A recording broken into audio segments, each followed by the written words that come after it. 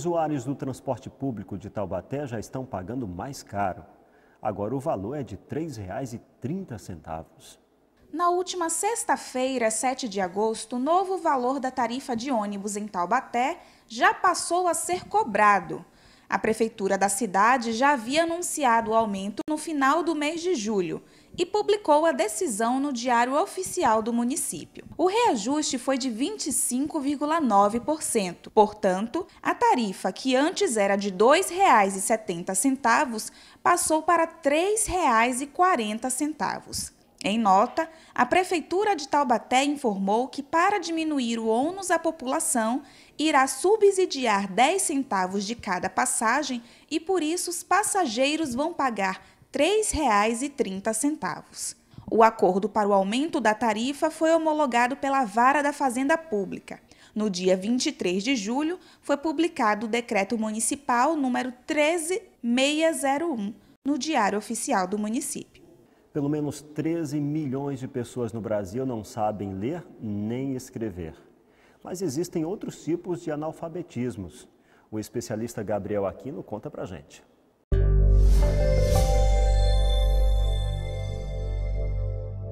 Olá, falando sobre educação. Nosso tema de hoje fala sobre 3 grandes áreas da educação, 3 grandes ações para a educação: o analfabetismo funcional e o letramento. Temos visto nos últimos dados do MEC que 13 milhões de brasileiros são analfabetos. O que é o analfabeto? É aquele que não tem condições de ler e escrever, que não conhece o alfabeto.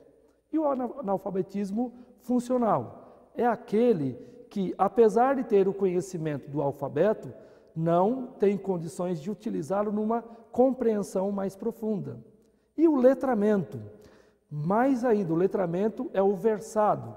Os antigos diziam: fulano é versado, é letrado, fulano tem bom conhecimento. Ou seja, o que nós temos no Brasil hoje, um número expressivo de analfabetos, mas muito mais um número alto de pessoas que têm falta de conhecimento da letra, não têm facilidade em compreender e desenvolver o conhecimento tanto da leitura quanto da escrita. Esse é um problema estrutural. A nossa educação é uma educação que foi pautada em cima das condições mínimas necessárias para formar os nossos educandos. Se faz necessário repensar se as nossas metodologias de ensino, se os nossos professores, aqueles que detêm o conhecimento, ou seja, que são versados ou letrados, têm tido condições de ensinar as pessoas tanto a ler e escrever como compreender. Infelizmente, vemos um número crescente dentro das próprias universidades de pessoas que não têm mais o domínio e a compreensão tanto da escrita quanto também da leitura. Se faz necessário pensarmos, será que verdadeiramente a nossa educação vai atingir o nível do letramento? Desde 2013, uma lei obriga escolas e creches públicas a modificar a merenda de alunos com restrições alimentares. Mas em julho, Taubaté aplicou uma nova lei com a mesma finalidade. O que mudou? A hora mais esperada em muitas escolas é a hora do recreio. E para todos poderem aproveitar por igual, é necessário criar cardápios diferentes. Para aqueles que têm alguma doença que pede uma restrição alimentar, a merenda escolar deve ser adaptada. E já existe uma lei de 2013 que prevê esse cuidado e outra de 2014 que fala especificamente sobre essas adaptações. Mas aqui em Taubaté, uma nova lei municipal veio pedir a mesma coisa. A pergunta é: por quê? O autor do projeto, o vereador Nunes Coelho, diz que o objetivo da lei é cuidar da alimentação dos alunos e assegurar que as escolas cumpram com o previsto na lei federal. A alimentação que é servida dentro das escolas, ela não tem um diferenciamento para essas crianças e isso acaba se agravando esse problema de saúde que essa criança talvez tenha na sua infância, né? Na rede pública de Taubaté existem hoje 522 alunos com restrição alimentar. Só nessa creche são 19 crianças. Então, por exemplo, ao invés do arroz branco, a gente dá o arroz integral. Ao invés do achocolatado, a gente dá uma fruta batida no leite. Ao invés do biscoito doce, a gente dá um biscoito integral. Intolerantes à lactose, alérgicos e diabéticos têm muitas alternativas na alimentação, que estão previstas na lei. O vereador diz que não há diferença entre o texto do seu projeto e o da Lei Federal de 2014, mas que constar na legislação do município vai fazer diferença na prática. Com a lei municipal, ela vai dar mais segurança, dar mais sustentação para que as escolas possam obedecer à lei de modo geral. Já a nutricionista da Secretaria de Educação diz que o trabalho já é executado desde antes da lei específica e que a legislação municipal não vai mudar o que é feito hoje. De 2013 para 2015, a única coisa que a gente mudou mesmo é a quantidade de dieta especial servida. Porque em 2013 nós tínhamos 116 alunos, em 2014 foi para 298 e esse ano, como eu já disse, a gente está com 522 crianças. Então mudou a relação assim, de quantidade e, logicamente, né, os cuidados estão sendo mais intensivos em relação a isso. Seja por lei nacional ou municipal, não basta apenas mudar o cardápio. É preciso instruir as merendeiras e professoras sobre as restrições dos alunos e que elas acompanhem de perto a hora do recreio, como afirma a nutricionista. É extremamente importante, porque elas precisam, até algumas crianças precisam de restrição quanto ao utensílio utilizado. Então, elas precisam saber que elas precisam cozinhar esses alimentos separados das outras crianças. E na hora de servir também, elas precisam saber quais são as crianças, o rostinho das crianças, né, para estar dando a alimentação correta. Uma atitude antiga, mas que ao longo do tempo tem se tornado cada vez mais comum. É a automedicação. Entretanto, tomar remédios sem orientação ou prescrição de um profissional de saúde pode trazer consequências graves. Ir às farmácias e comprar um remédio sem prescrição médica é a alternativa de muita gente. Tomo remédio. E a prescrição médica? Fica para depois. Você também é assim? Mesma coisa, né? Mesma coisa, tem que ficar para depois, né? Porque não tem como. Não gostaria de fazer, que a gente tem consciência disso, né? Que a gente não deve fazer isso, mas eu faço sim. Mas os médicos dizem que essa não é a melhor opção. Então você vai tomar uma dose insuficiente, muitas vezes não é para a doença adequada à medicação, isso vai criando resistência, isso pode intoxicar. Toda medicação deve ser utilizada após a prescrição médica. Para onde vai, Dona Rosa Teixeira leva na bolsa seu kit de remédios. Em casa, ela também tem vários medicamentos e para todo tipo de doença. Então, é para uma precaução, né? Que a gente tem que ter uma precaução. Vai que dá aquela dor, né? Eu sei que está errado, mas eu tomo. No Brasil, o Instituto de Ciência, Tecnologia e Qualidade, ICTQ, realizou pesquisa sobre a automedicação. Segundo o resultado dos estudos, entre homens e mulheres, a proporção de indivíduos que consomem medicamentos sem prescrição é basicamente a mesma. Entretanto, esse número muda radicalmente de acordo com a faixa etária. A pesquisa revela que o consumo maior está entre os jovens de 16 e 24 anos. Pessoas com mais de 55 anos são as que menos fazem o autoconsumo de medicamentos. A automedicação pode causar vários tipos de reação, variando de leves alergias até a morte. O paciente ele tem uma insuficiência renal, está acompanhando com o médico dele direitinho, fazendo o controle da hipertensão, do diabetes, controle alimentar. Aí vai e começa a tomar um remédio que é simplesmente vendido em qualquer farmácia, um anti-inflamatório qualquer, e ele cisma de tomar 10 dias. Agrava essa insuficiência renal, aí esse paciente, num futuro próximo, vai precisar de diálise.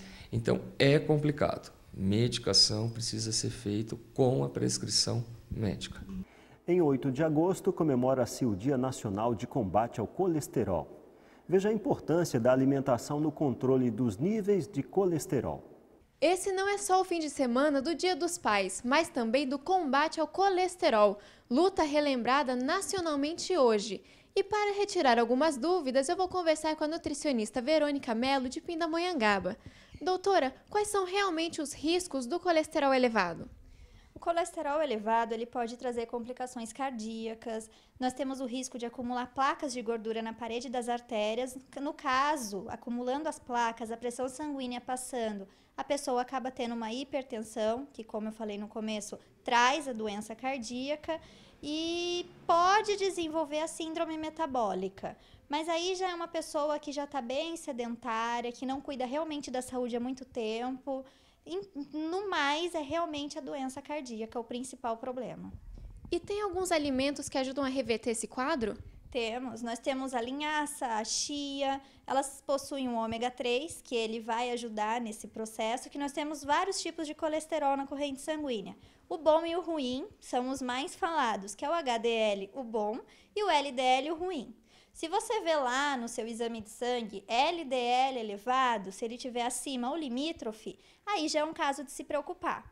Caso contrário, se não tiver, se ele estiver no valor normal, perfeito. E para quem ainda está com os níveis normais, como faz para manter? Olha, o consumo de peixe semanal é uma boa alternativa, no mínimo 2 vezes por semana, porque ele tem ômega 3, normalmente peixes de água profunda. E consumir também no dia a dia linhaça, não demais, porque tudo que é demais faz mal. Então, consumir 1 colher de sopa de linhaça germinada, isso é importante. Todo mundo acha que só consumir ela já vai fazer o papel necessário. Não vai. A gente precisa fazer o ômega 3 sair da linhaça. Então, você pega 1 colherzinha de sopa dela, coloca num potinho e adiciona um pouquinho de água. Vai sair uma gosminha, chega a ser até meio estranho, mas aquela gosminha é o ômega 3. Ali que está a principal fonte, ele que vai auxiliar nesse processo. Aí você pode consumir batendo num suco, você pode consumir com uma fruta, aí vai da criatividade de cada um. Obrigada, Verônica. Estima-se que 800 mil pessoas morrem por ano no Brasil por causa de doenças cardiovasculares causadas pelo colesterol elevado. Por isso, é preciso se cuidar. Camille Dornelles, repórter setorial. Existe um problema que ao longo do tempo tem incomodado muita gente: intestino preguiçoso. Uma clínica em Águas de Lindóia, interior de São Paulo, tem uma técnica diferente que pode ajudar no tratamento. Lavar o intestino com água natural sem qualquer adição de remédios. Procedimento praticado por essa clínica de Águas de Lindóia, no interior de São Paulo. É a hidrocolonterapia, que faz uma desintoxicação do intestino, que é banhado com água morna purificada. E o desconforto é mínimo. Algumas pessoas sentem cólica durante a limpeza intestinal, por conta das fezes, dos gases que estão sendo eliminados, podem provocar uma cólica, mas nada que vai deixar a pessoa sem fôlego. O tratamento é indicado para pessoas que sofrem com prisão de ventre, alergias e transtornos gastrointestinais, que causam desânimo, mau humor e até enxaquecas. Ela limpando o intestino, que é o esgoto do nosso corpo, ela beneficia todos os órgãos do nosso corpo, principalmente o nosso fígado, por conta das toxinas que são eliminadas durante a hidrocolon, vão beneficiar o fígado. A hidrocoloterapia estimula as funções do cólon e restabelece a flora intestinal. O tratamento é uma prática milenar de higienizar o intestino, mas no Brasil ainda é pouco conhecido. Cada sessão dura em média 1 hora, mas segundo a hidrocoloterapeuta, são necessárias pelo menos 12 sessões para maior eficiência. Rosana faz o tratamento há 3 anos, com um caso crônico de sinusite que chegava sempre com dores de cabeça fortes e constantes.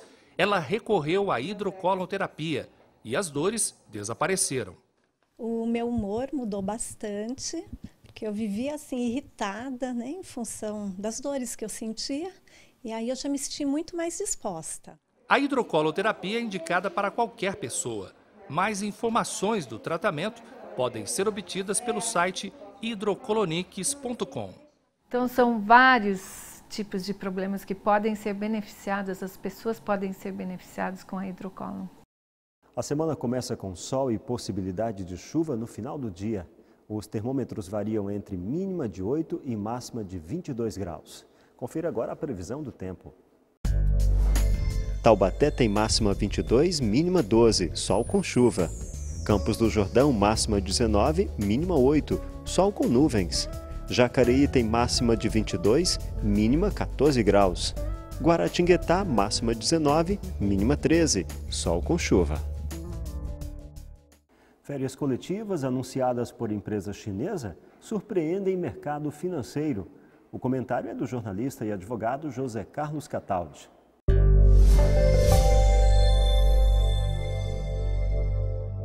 Amigos, o país vinha apostando todas as suas fichas de recuperação na economia chinesa, que ia aportar recursos na Petrobras, ia fazer uma série de investimentos, e de repente a economia chinesa explodiu sem qualquer explicação, afetando também dolorosamente o Vale do Paraíba, já que temos aqui em Jacareí uma linha de produção muito grande da Cherry, que inclusive se desfez de investimentos no Uruguai, fechou lá a sua produção para aplicar tudo aqui na ampliação, numa área de mais de 5 mil metros quadrados, 100 milhões de dólares, e agora anuncia férias coletivas entre 17 de agosto e 5 de setembro, paralisando toda a linha de produção, inclusive o Hash e o Sedan.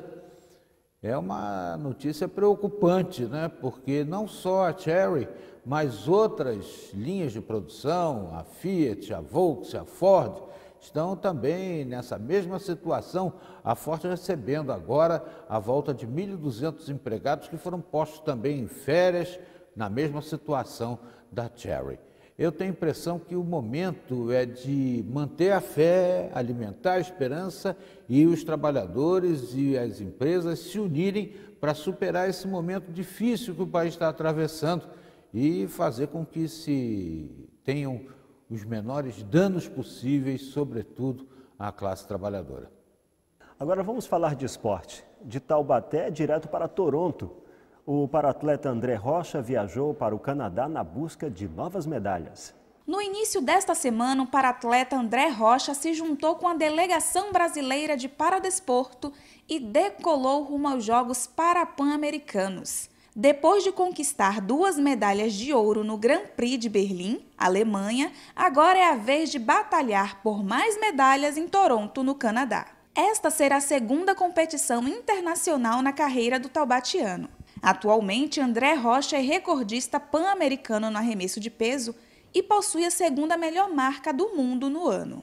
A história do André no paradesporto começou em 2013, depois de sofrer uma lesão medular causada por um grave acidente. Ele viu nos esportes a possibilidade de recomeçar e hoje é um verdadeiro campeão. O repórter setorial faz um breve intervalo e volta falando sobre o Seminário de Ciências Bíblicas. E ainda, o morador de Pindamonhangaba auxilia mais de 340 crianças. Voltamos já.